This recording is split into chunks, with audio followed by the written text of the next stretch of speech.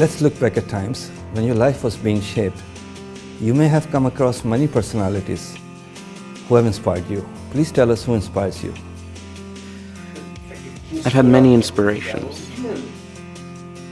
The first was probably my God. I am a practicing Catholic, and with that come obligations that I try to fulfill.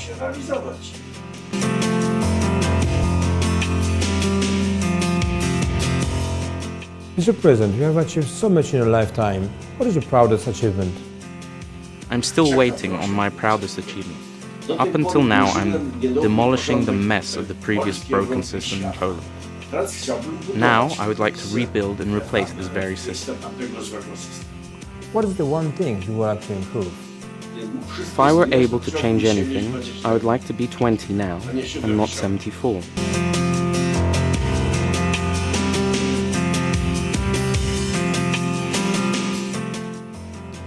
What is the most important lesson in your life?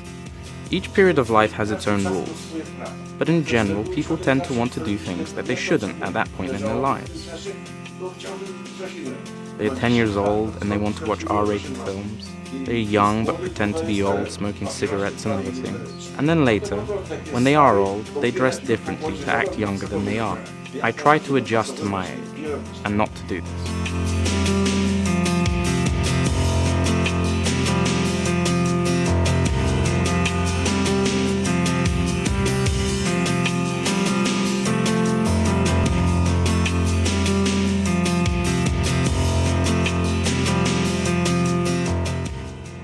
What do you think is the most important invention of our times?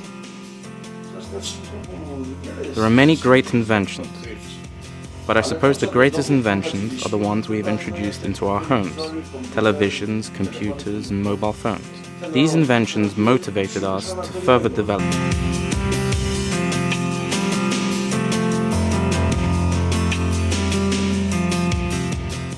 What is your vision for your country? I am both practical and a realist. We are located between two great nations, between Germany and Russia. In such conditions, in this modern and open world, we are in a favorable position. Militarily, it's been a cursed position.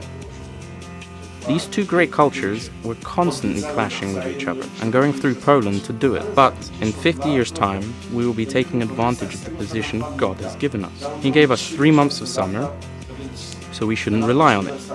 The land has poor quality of soil, so we will not be agricultural frontrunners. With such a geographical position, we can only really sustain comfortably 20 million Poles. Any more will have a poorer quality of life. Reading into the future, this way we can plan accordingly with our development to benefit them most.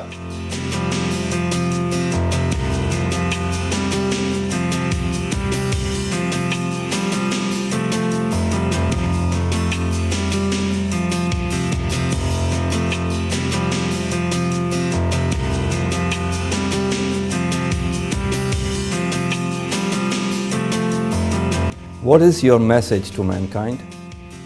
Let's talk, and let's remove the barriers preventing development.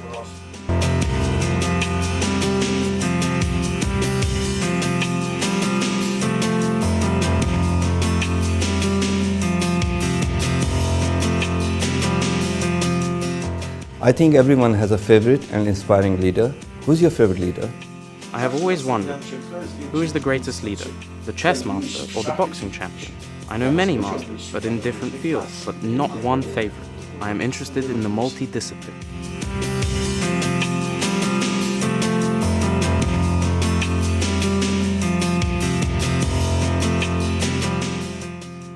When you started the Solidarity movement, did you envision that you will win the Nobel Peace Prize in 1983?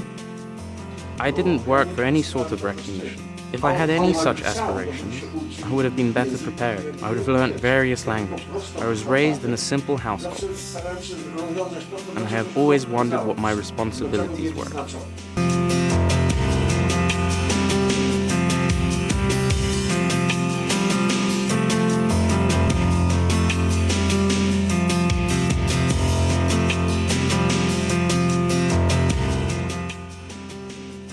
They say you got the longest standing ovation at the Congress speech in USA. That wasn't very interesting for me. I was more interested in being amongst the protesting crowd. It's not really that interesting, but the public react more to that. When I was meeting with union leaders, I was afraid of being lynched. 20 to 30,000 people, all shouting that they would do me harm. They were all saying it was all my fault, and you must figure out a way out of that situation.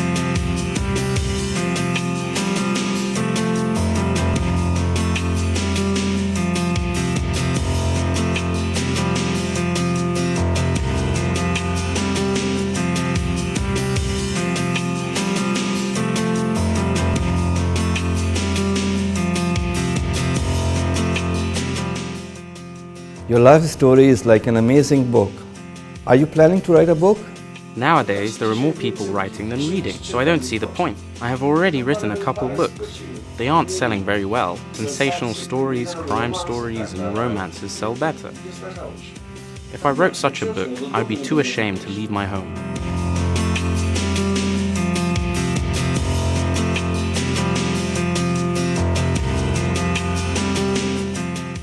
You must have met John Paul II many times.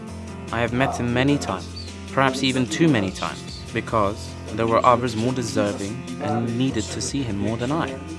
But if I stopped meeting with him, then questions would arise whether I had stopped practicing and whether or not I was still a believer. So those meetings were necessary. Of course, I was very grateful and happy. I just felt that there were others more deserving of this time.